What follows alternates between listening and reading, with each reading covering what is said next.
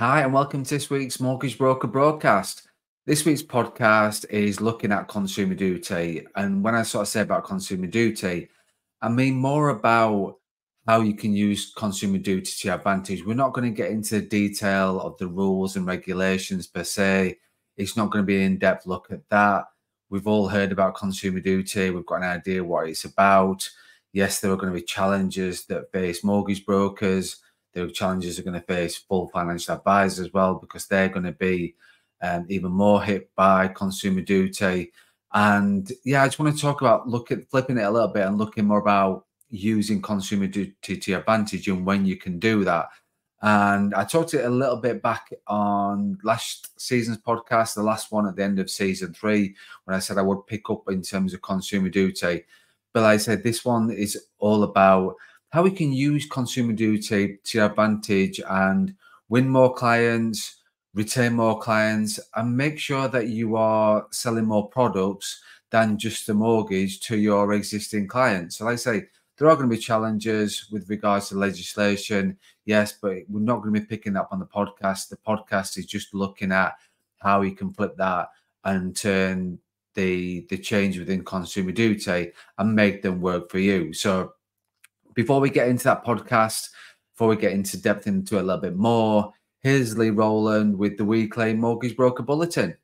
Thank you, Craig, and welcome to the 6th edition of the Mortgage Broker Bulletin.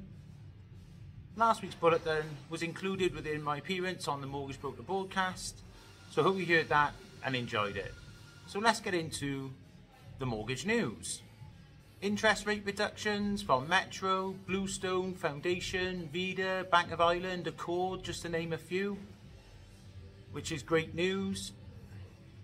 Let's talk about products. Perenna entering the market with 2 of the major networks.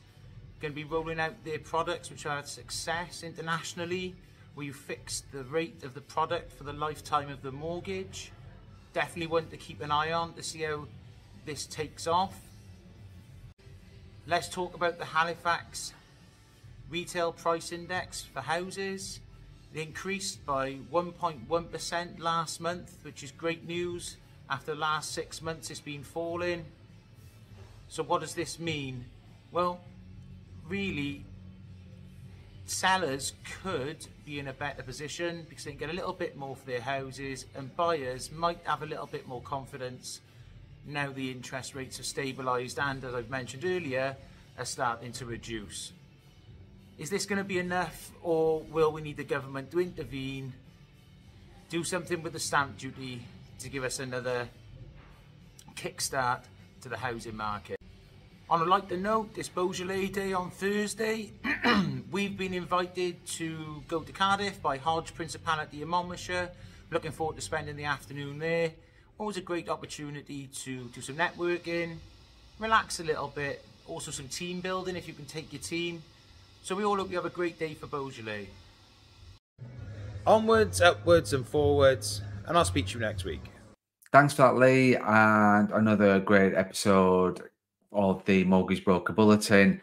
You can see with the weather this week that you decided to do the clip indoors rather than outdoors, which does make total sense, but really appreciate your feedback and input onto the podcasting as always. So like I said before, Lee, I just alluded a little bit about this week's podcast, which is looking at consumer duty and how you can use consumer duty to your own advantage. So it's not about the rules, regulations, legislations and things like that, but we are going to look at a few of the principles of consumer duty and look at when you can use that, how to use that to your advantage, how you can look to offer more products to clients, sell more products to clients than just the mortgage. You can then obviously make sure that it's part of your process. So the first thing to look at is when you look at the consumer duty principles, and I'm looking down here because I'm going to read it out to make sure that I've got it 100% spot on. But one of the principles is to ensure that clients have sufficient understanding of how products and services work and how they meet their needs.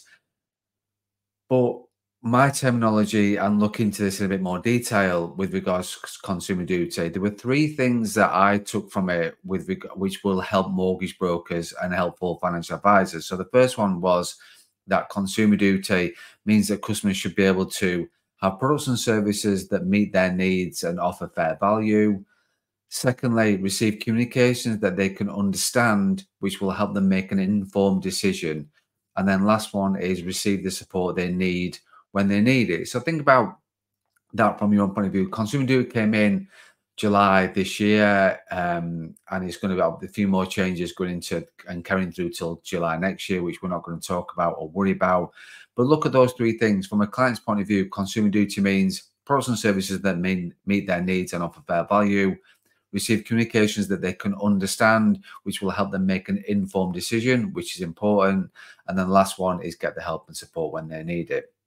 So let's look at, first of all, what products and services that you offer as a mortgage broker. Now, this is not an exhaustive list. This is just to give an idea in terms of what products and services you're able to offer your clients, whether that's offering the products and service yourself, you're advising on that product or service, or you've got a third-party referral agreement set up to work with somebody that you know and trust when you're looking at certain things. So, for example, products and services, mortgages, obviously, that's what everybody does. Protection, that's what generally everybody does, or you refer it. So life, kick, income protection, private medical insurance as well. Have you got that as part of your proposition? If not, that's certainly something that I would add as part of your proposition.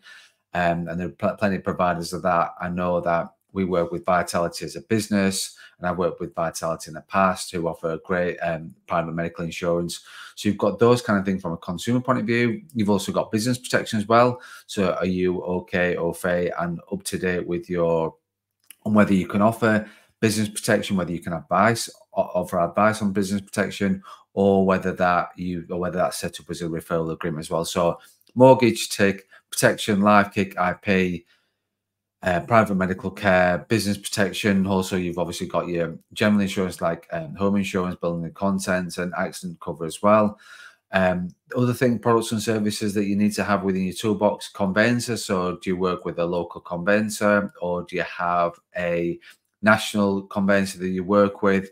From that point of view, what about commercial finance, second charge mortgages, bridging, all that sort of thing, whether you do that yourself or whether that's part of your armor. Wills and estate planning is a massive one. So have you got that as part of your proposition as well when you're talking to clients, particularly around consumer duty, which we talk about? Equity release, do you have somebody that you know and trust that you work with regards to referring your opportunities to equity release? And last but not means least, full financial advice as well. So pension investment, do you offer that yourself?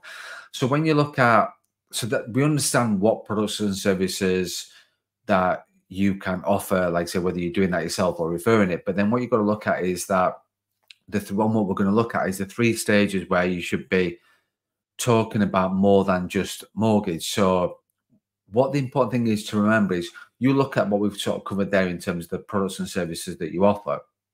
What you want to make sure is, obviously, part of consumer duty, your role is to make sure that the clients are aware of what products and services you offer, so they can make an informed decision. So you've got to think, okay, so you now understand what products and services.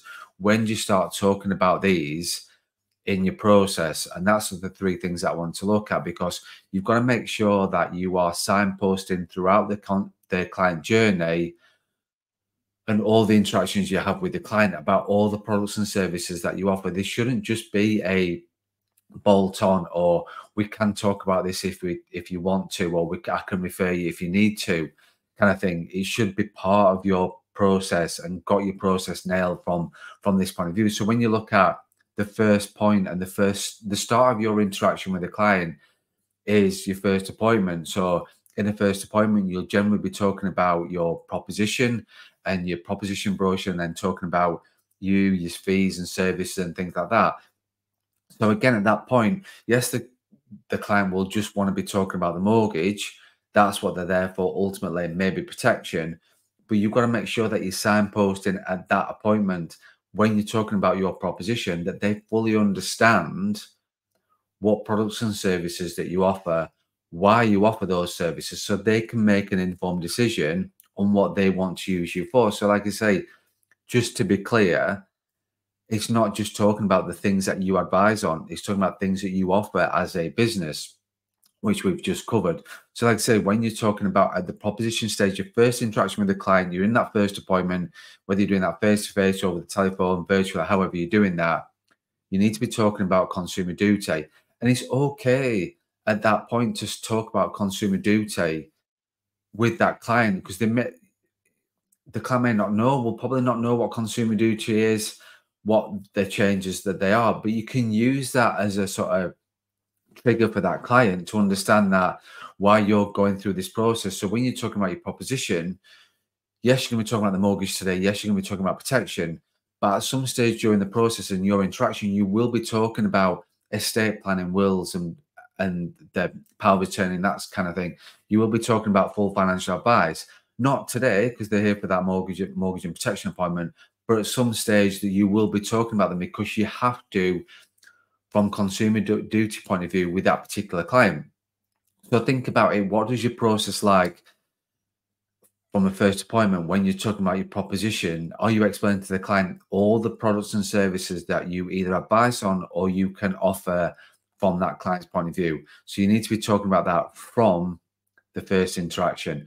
You then need to be talking about it in between your sign up and completion. So once you've signed that client up and you've submitted the mortgage application, at what point do you start talking about, and there will be right times and wrong times to talk about all the other products and services. So things like conveyancer, that's a given. That's going to be when you are at your sign up stage and you're looking at your mortgage submission stage. But all the other things you've got to look at, when do they become part of the client's journey? Full financial advice, wills and estate planning, all these things you've got to look at between when you sign the client up and the client then moves in. So again, you've got to be making sure that you're talking about these things and bringing these into the mortgage journey for the client. So if you, depending on what you do, so some advisors I know will talk about protection fully at the first appointment. They will signpost it a little bit at the first appointment, talk about it later, talk about it when the mortgage offer, whatever's right for you. I've got my own opinion on that, but whatever's right for you in terms of when you're talking about protection within the process,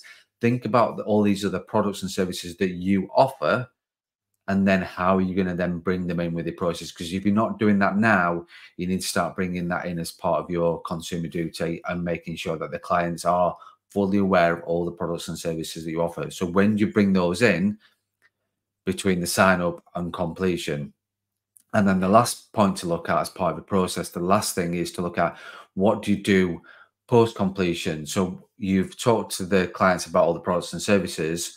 What do you do a month after they've moved in? What do you do 2 months after they moved in, 3 months after they've moved in, to make sure that the client is fully aware of all the products and services that you offer? So they will be upfront proposition stage, during the process with the client before they move in, and then post completion as well. You need to have some post contact strategy for your clients, with your clients, around consumer duty. And it's a great, this time of year, we're into November, we're sort of getting past the midway point, getting towards the end of November. And so this is a great time, if you have quieted down with new leads coming in and you're up to date with your pipeline, this is a great time to look at your existing client base, your existing client bank, whether you signed them up last month, 2 years ago, 5 years ago, it doesn't really matter. You need to make sure that that client's aware of all the products and services that you do. So we can worry about moving forward, because you're going to do that as part of your proposition brochure. But if you've not done it in the past with every single client, you can do a bit of a sweep up exercise. And if you're not brave enough, and if you want a reason to ring that client, you can blame consumer duty. You can ring that client up or email them to sort of say, not sure whether you're aware, but there's been some change within the rules and regulations from financial advising, and now we need to make sure that you're aware. So I'm going back over all my old clients, all my existing clients, to make sure that they're fully aware of all the products and services that I offer, within whether I'm offering that as advice or referral. So you're doing it's a good excuse to have a bit of a catch up with a client and use, if you're not sort of brave enough, you can just blame consumer duty and say, this is what you're doing. Or what I would be saying is that, yes, this new legislation is coming in and you'll probably be aware already, but I'm just doing a duty of care to all my existing clients in my client bank, on my database, to make sure that you're fully aware of all the products and services. And then what you can do moving forward is then think about if you're doing social media, think about your content, because all the products and services that you offer,